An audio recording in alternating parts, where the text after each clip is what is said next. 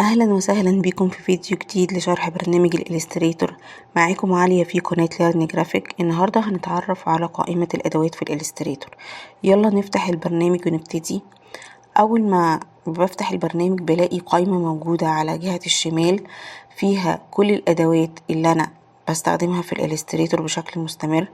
القائمة دي انا ممكن اخليها حرة بشكل حر عن طريق ان انا امسك الجزء الاسود اللي فوق ده وابتدي ان انا احركها بكل سهولة. طب انا دلوقتي عايزة اثبتها، هجيبها اقصى الشمال، هيظهر خط ازرق ادوس عليه هيثبتها.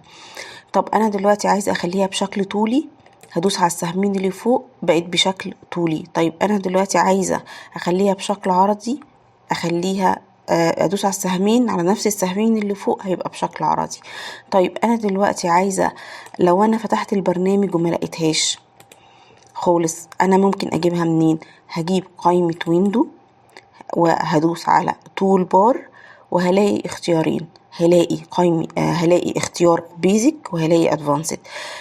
هختار البيزك وهي والاختيار ده هو عبارة عن قائمة مختصرة فيها بعض الادوات اللي موجودة في الإليستريتور. لو انا مثلا بستخدم بعض الادوات بشكل يومي بشكل كبير، يعني باستمرار، انا هختار الاختيار اللي هو البيزك، قائمة مختصرة بحيث ان انا مدوش نفسي بادوات كتير.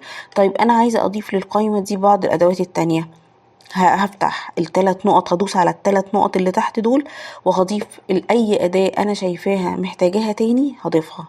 الحاجات اللي متنشطة دي هي مش متضافة. طب انا اضيفها ازاي؟ هدوس عليها واروح شداها جوه القائمة كده، هتظهر لي في القائمة. تمام اهي ظهرت لي، انا شدتها ظهرت لي في القائمة. طيب انا دلوقتي عايزة اعرف القائمة اللي هي فيها كل الادوات هجيبها منين؟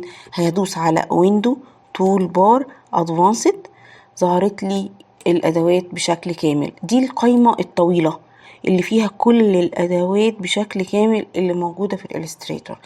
وهعرف ازاي؟ هدوس على الثلاث نقط اللي تحت هلاقي كل الادوات مش متنشطة، معنى كده ان كل الادوات متضافة في القائمة.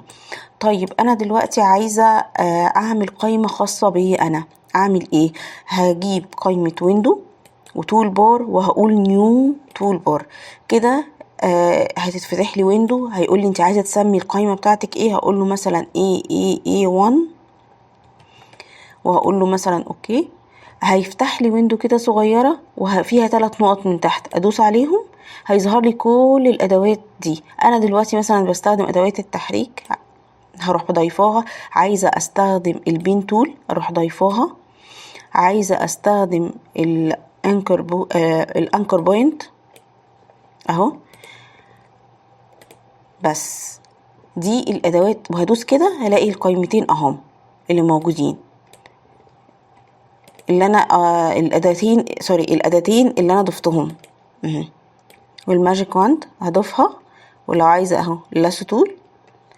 تمام كده انا ضفت كل حاجه في القائمه اللي انا عايزاها وسميتها. ممكن لو قفلتها وعايزه اجيبها تاني من ويندو وهقول تول بار وهجيب A1 اللي انا اشتغلتها. بس هي دي كل ما يخص التول بار. ولو عايزه اعمل تول بار جديده يا ريت يكون الدرس بسيط وسهل، وان شاء الله نتقابل في فيديوهات جايه تخص برنامج الإليستريتور.